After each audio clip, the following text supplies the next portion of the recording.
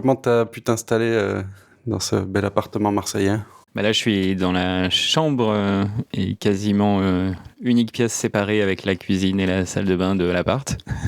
Et je suis sur un dressing, une grosse commode. J'ai à peu près le micro à la bonne hauteur si je me penche un peu. Donc normalement, on n'est pas trop mal. Il va juste falloir que je tienne la position pendant 1 heure, quoi. C'est bon pour, je sais pas, les abdos, la muscu. Peut-être, ouais. J'espère en tout cas. J'avais quand même une question très importante qui était de savoir ce que tu bois. Eh bien, je bois du café. Ouah, le retour de l'épisode 1, tu bois du café. Est-ce qu'il est bon au moins? Oui, ça va. C'est pas, on se fait à la moka, c'est du prémoulu de supermarché, donc ça vaut ce que ça vaut. Je fais une grosse spécialité aujourd'hui. Je bois des perles de thé vert, mais au jasmin. Ça m'intéressait d'avoir déjà le format perle de thé. Je pense que les feuilles sont vaguement un petit peu entassées, à peu près repliées sur elles-mêmes, et puis du coup ça fait une petite boule qui va se déplier. Les feuilles de jasmin sont dans le thé là du coup? Dans la boule entremêlée, il y a des feuilles de thé et de jasmin. Ah, ok.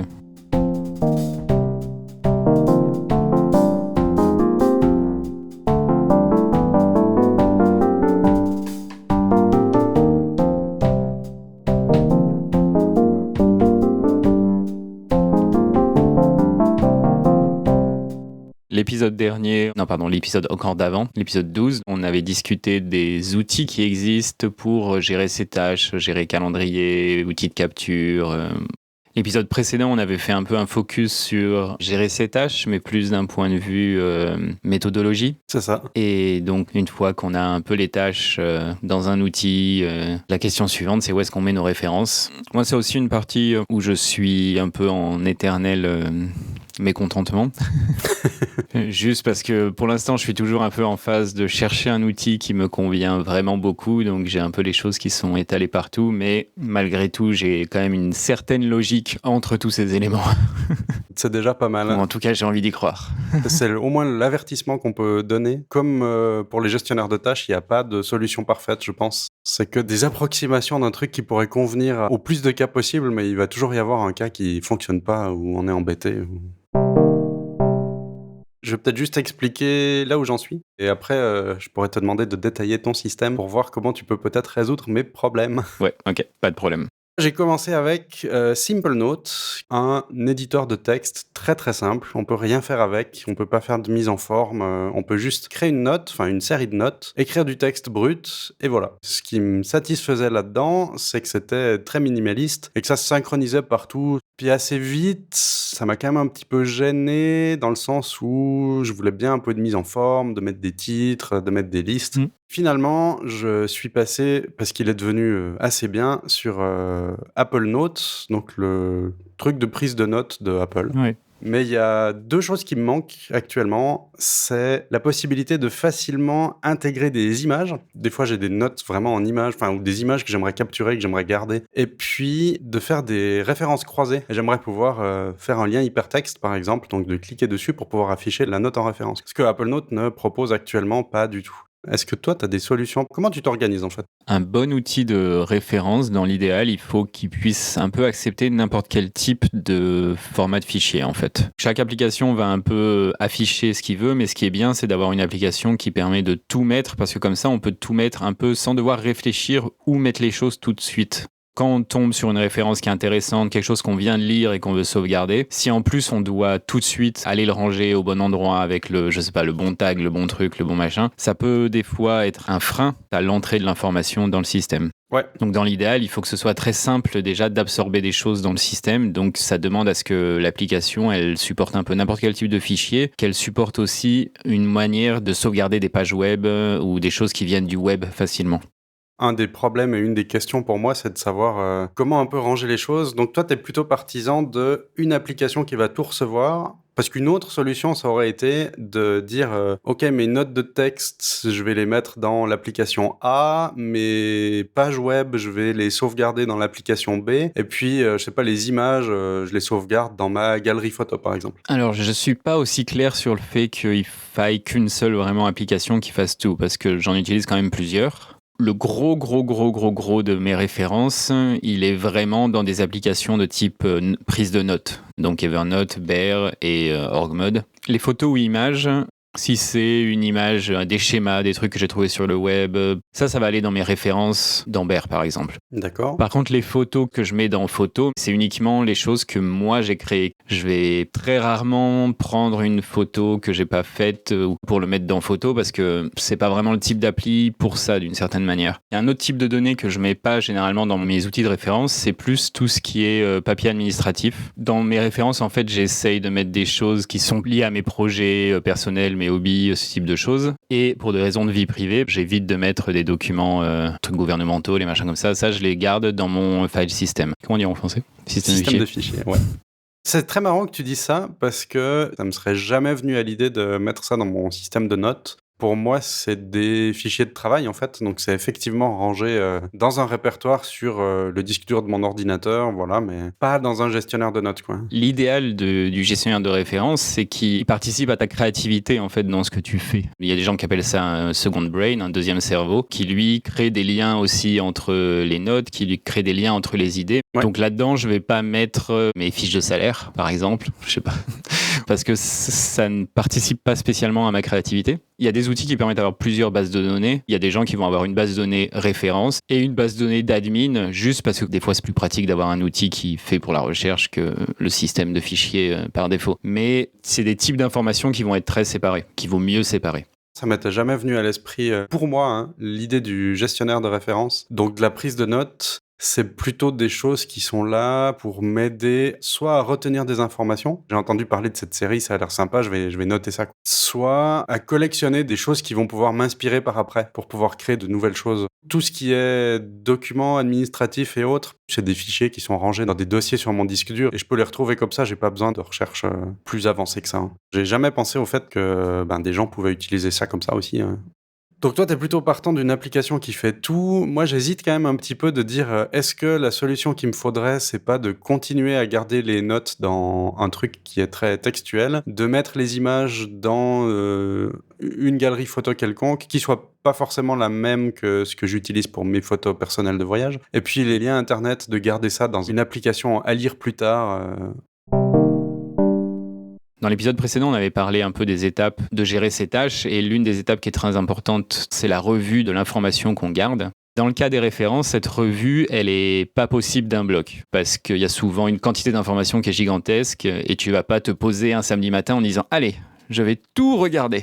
J'ai pas énormément de notes par rapport à des gens qui en prennent beaucoup, mais j'en ai quand même déjà trop pour me dire tiens, si je passais un moment à tout relire, c'est pas possible, quoi. L'idée, entre autres, c'est que quand je vais chercher quelque chose et je vais tomber sur un truc qui a absolument rien à voir, une vieille note où il y a juste un mot en commun avec ma recherche, et puis en fait, ce truc, je vois bien qu'il me sert plus à rien, que c'était une note vite fait que j'ai prise pour me souvenir de quelque chose. Là, au passage, hop, tu effaces celle-ci et puis tu continues de faire tes petites recherches de l'autre côté. Ça, c'est une manière dont la revue est un peu intégrée en continu. Le deuxième système de revue qu'il faut faire, idéalement, c'est régulièrement se poser 5-10 minutes, en gros, et faire popper des notes de manière aléatoire. C'est quoi l'intérêt ? On va constamment revoir des notes qu'on a peut-être oubliées. On va tomber sur quelque chose qui a rien à voir et ça peut créer des nouvelles idées, des nouveaux liens. Ça, c'est le premier truc que cette revue aléatoire permet.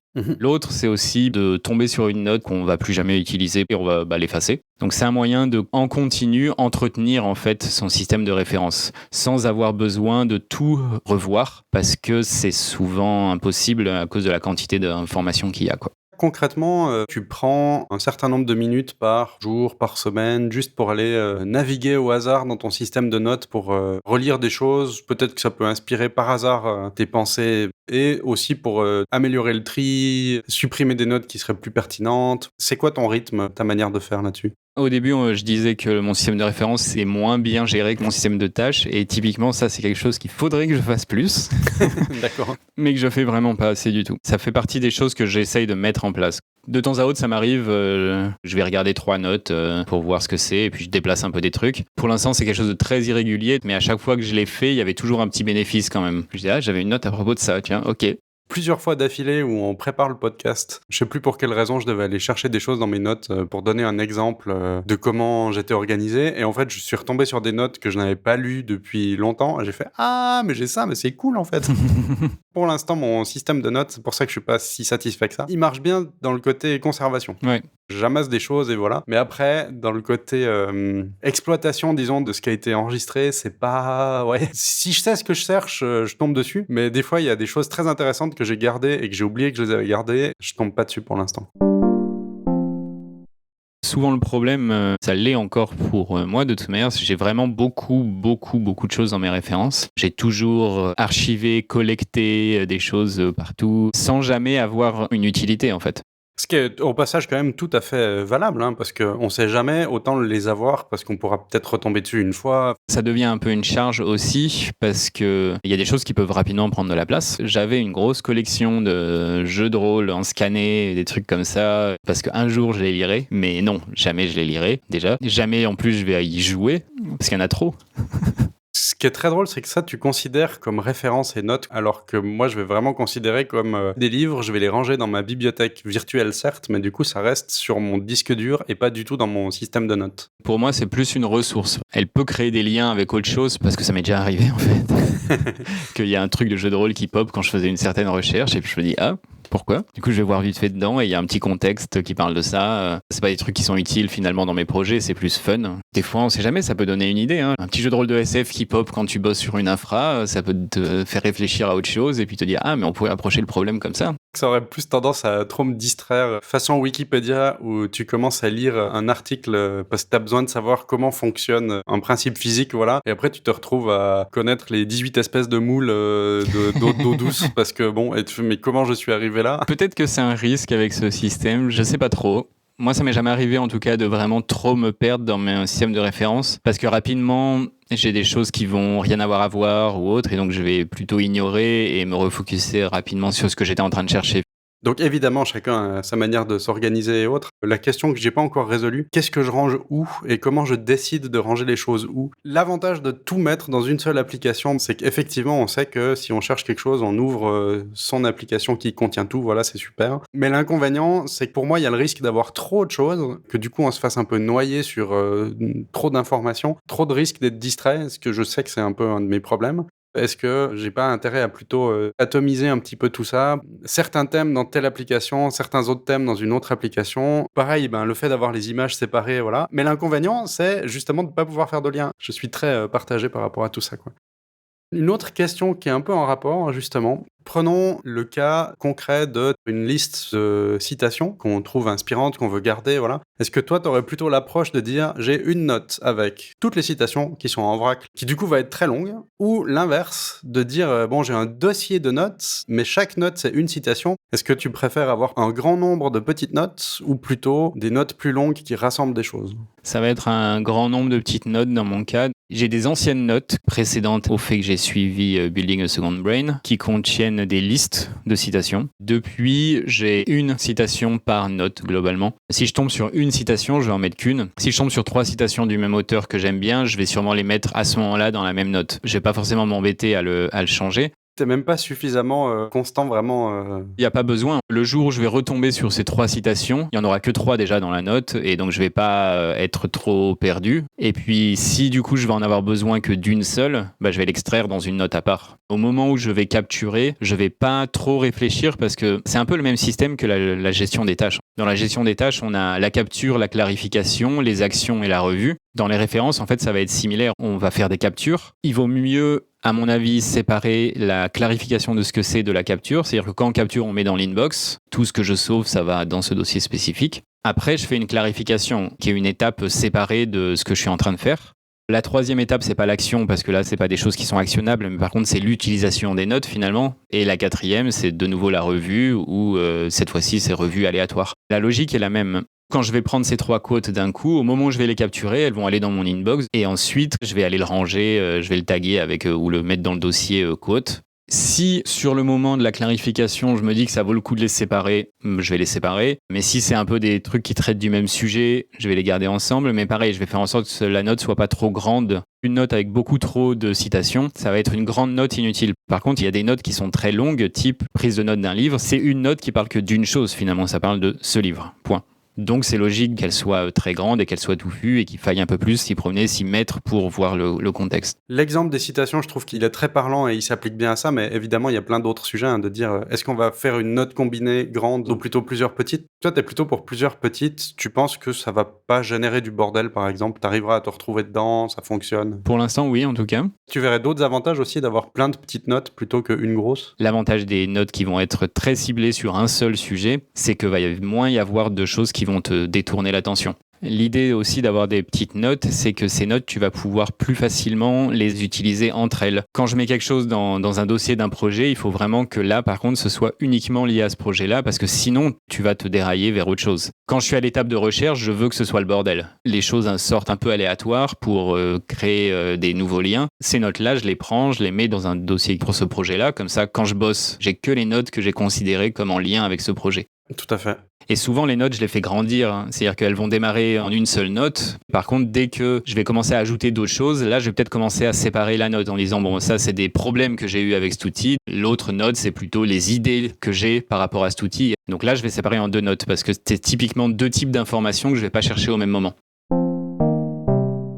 Ça me conforte un peu tout ce que tu racontes, que j'ai vraiment besoin, dans le prochain système que je veux prendre, d'avoir une notion de lien interne entre les notes, au lieu de tout déplacer, de faire des liens vers les autres notes qui sont déjà existantes quelque part. En plus de ça, je prends conscience qu'il faudrait aussi que j'ai un système qui me permette de pouvoir trier, déplacer, réorganiser les notes de manière rapide et efficace. Il n'est pas fait pour ça, mais je sais que Ulysses, qui est un programme d'écriture sur macOS et iOS, il a vraiment une notion de feuillet plutôt prévu pour faire du chapitrage de livres, par exemple, ou de thèmes de livres. On peut réorganiser les feuillets très rapidement aussi pour l'ordre et autres. C'est peut-être quelque chose qu'il faudrait que je vois ça, quoi. Après, je sais pas à quel point il va coller avec les autres points qui est bonne recherche et puis pouvoir dumper un peu tout et n'importe quoi dedans. Ça, c'est peut-être l'autre problème, effectivement. Ce qui m'intéressait, il y avait Zettler qui avait l'air d'être pas mal pour faire des liens internes entre les notes. Son petit défaut, c'est que je crois que c'est très texte. Donc pour les images et autres, ça va peut-être pas m'arranger.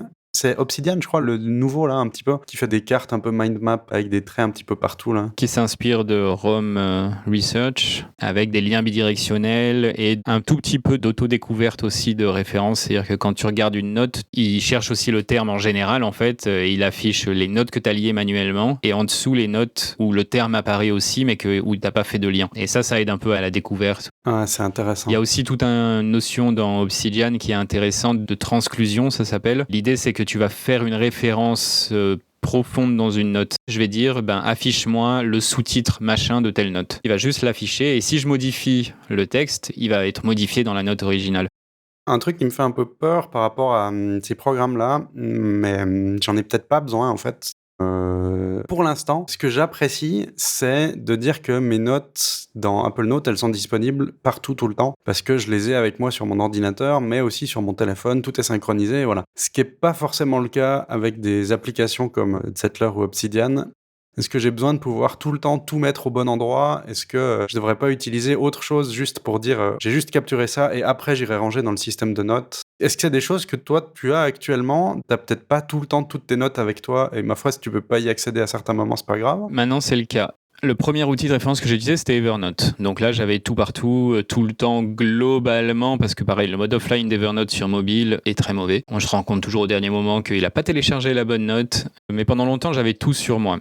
J'ai utilisé Bear ensuite, et c'est pareil, il y a la synchronisation entre les deux. Et maintenant, j'utilise plutôt Org Mode. Et là, par contre, j'ai pas d'application qui me permet de lire ou capturer depuis mon téléphone. Directement dans Org Mode, je veux dire. Par contre, j'utilise Bear pour ma capture. Je trouve que finalement, avoir accès en lecture à mes notes, c'est pas essentiel dans l'instant. Si je discute avec quelqu'un, par exemple, et que je pense à quelque chose et que je me dis « Ah, ce lien, il faudrait que je lui envoie, je sais que je l'ai dans mes notes, c'est en lien avec ce qu'on parle, ça l'intéressera. » Je vais plutôt ajouter dans mes to-do, envoyer le lien à propos de trucs chouettes à machin sympa. Retrouver le truc, ça va prendre trop de temps et bon, je suis avec la personne, quoi. Donc. La plupart du temps, c'est ça qui est arrivé. Je me servais très rarement de lire mes notes sur mon téléphone. Par contre, ce que je trouve très important, c'est d'avoir un moyen de capturer rapidement. Donc j'utilise Bear pour la capture. Une fois que je suis sur mon ordi et avant de me mettre à travailler, je vais aller regarder l'inbox de Bear et je vais extraire dans Org Mode les choses. Et jusqu'à présent, ça me suffit.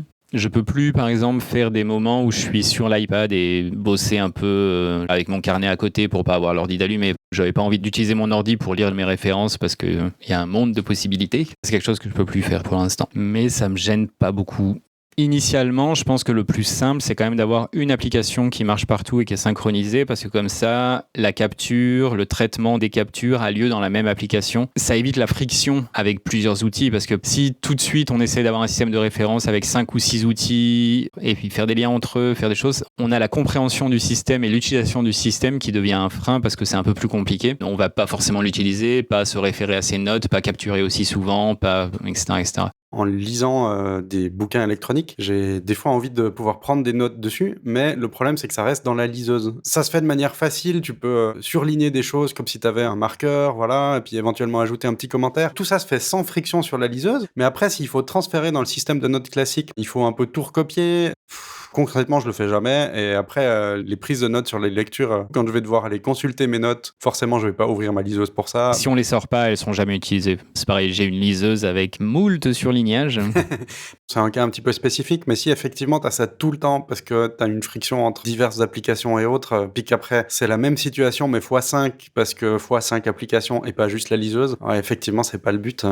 C'est pour ça que je pense qu'initialement il vaut mieux démarrer avec un outil qui sera pas parfait, mais qui sera partout. Evernote est toujours conseillé parce que c'est quand même la référence depuis très longtemps, mais tout le monde s'en plaint pour plein de raisons. J'entends tellement de gens se plaindre, je sais pas trop si j'ai envie de me lancer là-dedans. L'avantage d'Evernote aussi, c'est que le format, il est très bien supporté par les autres applications. Ça permet de potentiellement tester le système dans une seule application et puis ensuite pouvoir s'en échapper facilement quand on a une meilleure vue de ce qu'on veut. Ce qui est effectivement quelque chose que j'essaye quand même vaguement de garder en tête de manière générale, hein, y compris pour mes listes de tâches ou n'importe quoi. J'aimerais bien ne pas être trop enfermé dans un système en particulier pour dire que bon, si demain j'ai plus envie ou plus la possibilité d'utiliser un système basé sur Apple, ben, j'aimerais pouvoir changer de système et garder mes choses sans que ce soit horrible, horrible, horrible. Je réalise que Bear est pas mal d'ailleurs sur ça aussi parce qu'il fait de lui-même un export Markdown régulier de tes notes. Bear est en Markdown de toute façon.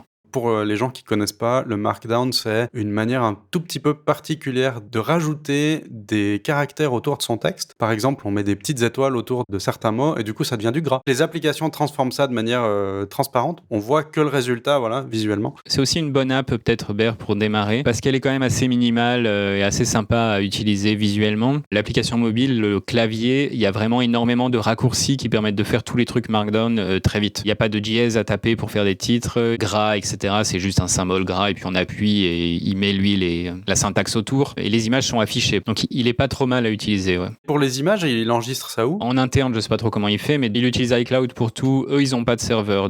Un système que j'avais fait pour les images, c'était juste des dossiers sur mon disque dur. Et après, je parcourais ça avec une visionneuse d'images. C'était vraiment plus pour le graphisme, donc juste des images d'inspiration qui n'avaient pas d'autre classement que de dire ah, ça c'est un thème, ah, ça c'est des couleurs intéressantes. Il n'y avait pas de notion de texte à l'intérieur. Ou... Ah, ça, ouais, c'est typiquement quelque chose qui, dans un autre outil, a plus de sens parce que quand tu es en train de faire une recherche pour ce type d'image et dans le contexte dans lequel tu fais la recherche, au pire, tu prends l'image, tu la mets dans ton dossier projet et puis comme ça, tu n'as plus besoin d'aller dans l'autre appli, mais le stockage long terme, là où tu vas faire tes recherches, il a beaucoup plus de sens dans une autre application. Au passage d'ailleurs, pour la collection d'images, ça a beau être un cancer du web quand on recherche des images, mais Pinterest, pour sauvegarder ses images pour soi, sur le principe, c'est vraiment bien. Je déteste ce produit parce que ça nous pourrit Internet. Je déteste le fait qu'ils fassent des stats et de l'espionnage de ce que font les gens parce qu'ils ont une bonne reconnaissance d'images pour pouvoir cibler les goûts des gens et autres. Mais en termes de fonctionnalité, pour sauvegarder ces images et les classer, c'est vraiment bien. Je me refuse à utiliser ça, mais je sais que c'est vraiment bien. Ouais, moi je l'ai utilisé pour des partages d'images justement entre 3 personnes pour faire une référence. Il nous faut des images pour ça. On crée une board Pinterest et puis on fait tout là-dessus. C'est vrai que ça marche très bien pour ça. Par contre, sur mobile, c'est l'enfer avec les pubs partout, les machins, les trucs. Utilisez-le dans un navigateur avec un bon bloqueur de pub. Hein. Toujours pas de solution qui fonctionne bien pour tout, c'est dramatique quoi. Même la solution qui fonctionnerait le plus pour tout comme Evernote, le problème c'est que c'est un mastodonte un peu...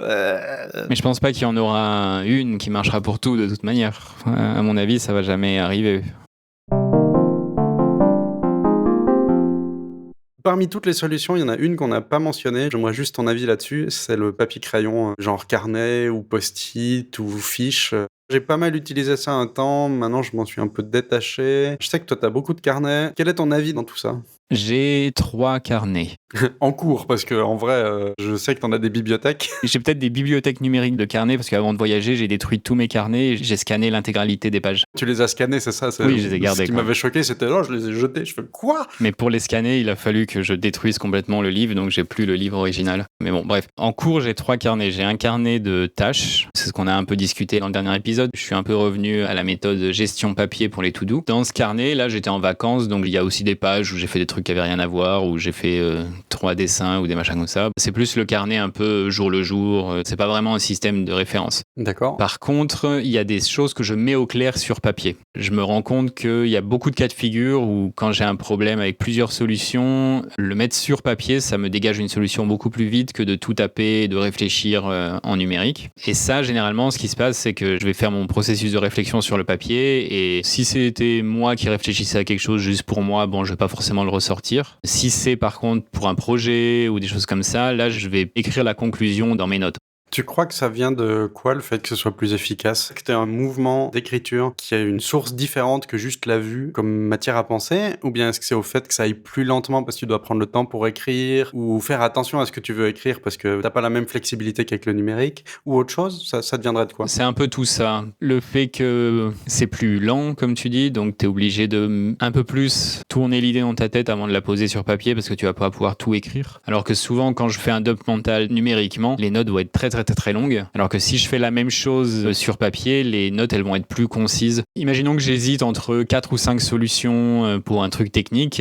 Sur papier, je vais généralement écrire 3-4 mots qui doivent résumer la solution. D'accord, ouais. Alors que sur l'ordi, je vais sûrement écrire ça, mais ensuite je vais ajouter 3-4 points qui disent « Ah, il faut penser à ça aussi, il faut penser à ça aussi ». Donc ça branche très vite. Alors que sur papier, j'ai l'impression que je suis obligé de rester plus au cœur du problème et quel est vraiment mon problème et qu'est-ce que cette solution elle rapporte vraiment sur ce problème. Pour la réflexion, j'utilise de plus en plus, pour l'instant, depuis un mois à peu près, de faire ce type de réflexion écrite. Après, j'ai un carnet qui est un peu un carnet brouillon, fourre-tout. C'est ce qui te passe par la tête. Ou c'est pour des choses moins qui je sais qui vont encore moins durer dans le temps. Si il faut vite noter un truc, les 3 éléments pour la liste de courses parce que là j'ai pas mon téléphone et j'ai ce carnet qui se traîne, je vais noter ça là quoi. Donc ça a vraiment pas d'intérêt 3-4 semaines plus tard, tu vas pas faire une revue pour ranger derrière, tu vas pas aller l'ouvrir et le parcourir au hasard. C'est plus un carnet de secours presque. Ouais, ok. Le 3e carnet que j'ai, c'est un système de plus ou moins référence, on pourrait dire, que je recopie à la main, donc certaines citations, des mots ou certaines notes d'articles ou de livres que je vais recopier à la main dans ce carnet. Quel est l'intérêt pour toi de le faire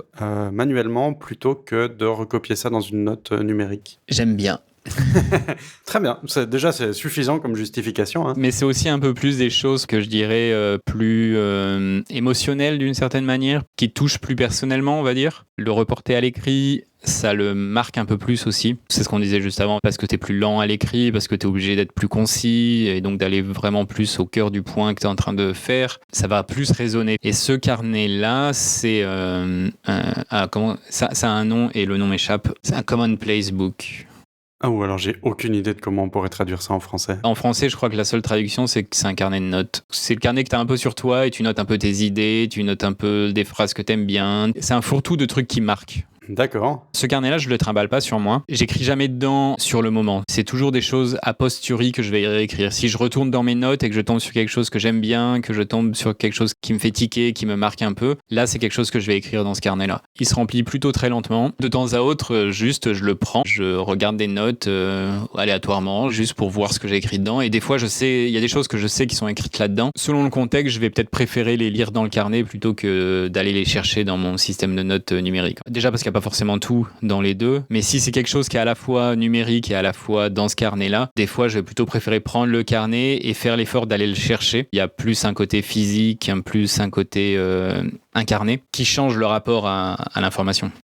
Ça, je l'ai bien vu quand je faisais mon journaling, là. Le fait de le faire par écrit, d'avoir un rapport physique avec le papier, avec les stylos, les couleurs que je pourrais mettre et autres, ça a un impact qui est différent de si j'avais juste des cases à cocher avec ma souris. Je comprends bien l'intérêt de faire des notes un petit peu par écrit comme ça. Ça fait longtemps que j'ai plus fait ça. Là, je suis tout en numérique pour l'instant. Mais il y a eu certains cas en étant en voyage pour noter un peu ce qui se passait, le résumer un petit peu de la journée pour avoir un peu de souvenirs. Je trouvais bien mieux de le faire faire sur papier que de le faire sur le téléphone. Voilà. C'était déjà plus agréable pour les mains, puis même ça permettait aussi d'organiser visuellement les choses différemment sur la feuille, de rajouter des petits dessins. Oui, exactement. Éventuellement même d'avoir conservé des éléments physiques de, je sais pas, un bout de prospectus et de pouvoir le coller dessus. Voilà, ça permet de faire des trucs cool. C'est ça qui est sympa. J'ai un exemple comme ça où la semaine de vacances que j'ai passée, j'ai eu la chance de pouvoir utiliser un télescope, mais de devoir apprendre à l'utiliser tout seul. Il n'y avait personne pour expliquer.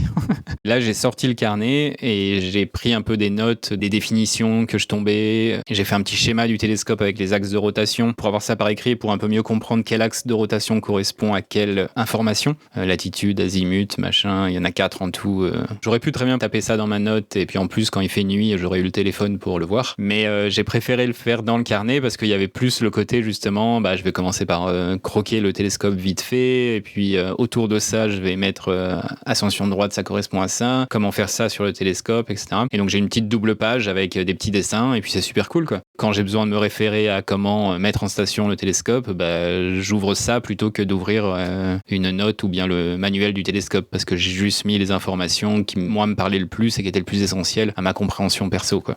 J'aurais de la peine à utiliser du papier pour des trucs de recherche un petit peu plus sérieux ou aussi simplement pour la liste de mes recettes de cuisine par exemple parce que j'apprécie trop le numérique là pour faire des recherches et être un peu plus efficace sur des copier-coller ce genre de choses là, mais effectivement pour des références soit un petit peu plus profondes dans les pensées parce qu'il faut avoir pris le temps de l'écrire, soit où on gagne vraiment du temps de pouvoir faire des croquis rapides comme tu viens de le faire pour le télescope là, c'est vrai que le papier c'est encore génial quoi. Pour l'instant il y a toujours une mince, le mot m'échappe. C'est ce truc en robotique, tu sais, où les robots sont de plus en plus humains et au bout d'un moment, il y a une phase où juste avant qu'ils soient humains, ils sont horriblement non humains. La vallée de l'étrange, Uncanny Valley. Voilà. Il y a un truc similaire avec les systèmes numériques papier. C'est très très proche, on peut aller très loin et beaucoup plus loin dans certains cas parce qu'on peut déplacer les images, machin, etc. Mais il y a des petites choses qui manquent et qui font que le papier reste supérieur sur ces points-là. Et même avec un stylet, là j'ai eu l'occasion de donner un cours pour l'utilisation un peu plus professionnelle de l'iPad, dont la prise de notes, et du coup tout le monde avait un stylet, on peut vraiment faire des trucs géniaux quoi. Je trouve que ça révolutionne aussi largement la manière de prendre des notes numériques, mais malgré tout, il manque la spatialisation qu'on pourrait avoir avec plein de cartes pour pouvoir les étaler sur son bureau, on pourra jamais le faire avec un iPad. Même le stylet, le contact, il y a quelque chose de différent dans l'écriture avec un papier et un crayon, physiquement. J'avais acheté une tablette remarquable. Qu'est son nom, hein? Remarquable, mais... Qui est son nom, pardon. Et qui a une texture qui tente de reproduire le papier. C'est les trucs des liseuses, là, les écrans. L'encre électronique, là, le e-ink. Voilà. Et ils ont vraiment travaillé le truc pour qu'il y ait une réactivité qui est très très proche de l'écriture. Encore une fois, il faut s'habituer un tout petit peu, il y a un léger délai. Pour l'instant, j'ai pas vu mieux. L'iPad fait pas mieux que ça. En termes de sensations proches du papier et de choses comme ça, c'est cette tablette qui s'approche le plus. Ça m'a toujours pas convaincu qu'il fallait pas que je prenne mon carnet à la place. Je l'ai utilisé pendant longtemps vraiment en mode prise de notes, mais je sais pas, je n'écris pas du tout de la même manière en numérique qu'avec un stylo, c'est vraiment différent. Mais c'est proche, peut-être un jour. Pour l'instant, j'ai pas de tablette avec stylet. Mon iPad est trop vieux. Je comprends bien que de toute façon, le feeling et même, comme je disais, hein, le fait que, ma foi, on peut pas déchirer la feuille, on peut pas poser 3 feuilles l'une à côté de l'autre, c'est clairement différent, quoi. Malgré tout, là, comme j'ai dit, j'utilise pas trop de système de cartes ni de carnet actuellement. Je pense que j'en ai pas l'utilité à venir prochainement, mais c'est clair que c'est aussi quelque chose qui est très très intéressant hein, de pouvoir faire ça. Et je suis persuadé que ça peut valoir la peine de temps en temps de transférer même des choses sur le papier alors qu'on les a déjà en numérique, juste pour pouvoir réorganiser ça. Pour faire des organisations de haut niveau, des fois ça vaut le coup de tout sortir sur autre chose que l'ordi pour avoir la spatialité et l'objet physique en main. Est-ce que tu as encore quelque chose à ajouter pour conclure Non, je pense que là on a pas mal fait le tour. On n'a pas vraiment de suite prévue. On pourrait parler de bullet journal et je pourrais dire que ça fait longtemps que j'en ai pas fait. Tu veux qu'on fasse un book club bullet journal? Parce que le livre vaut le coup. Hein. Je l'ai acheté en physique, le livre, et déjà il est magnifique. De quel livre tu parles hein? Le livre bullet journal. C'est la méthode de bullet journal en français. Je savais pas du tout qu'il y avait un livre qui s'appelait comme ça. Il est fait un peu comme un carnet. Les schémas et les exemples, c'est avec une fonte écrite à la main, machin, et il y a les numéros de page, comme si t'étais dans un bullet journal en fait. Donc il est assez rigolo à lire, il est très très beau.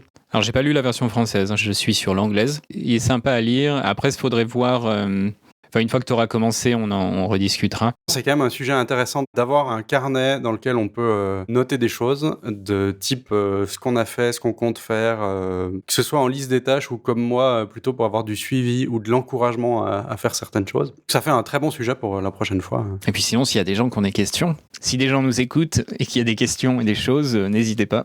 Est-ce qu'on a une adresse mail officielle Zut, non. Mais d'ici l'épisode, on peut.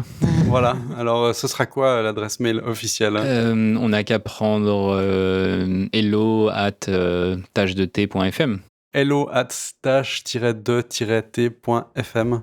Posez-nous vos questions, si vous en avez, ce sera bien.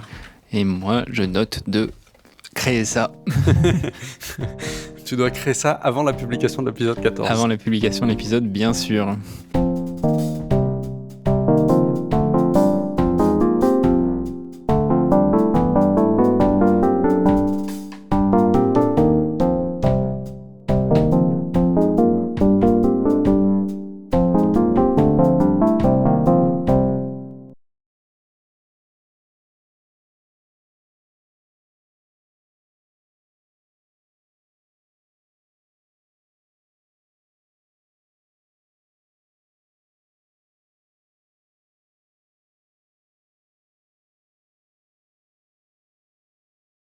Attends, il y a un autre chat qui gratte à la porte.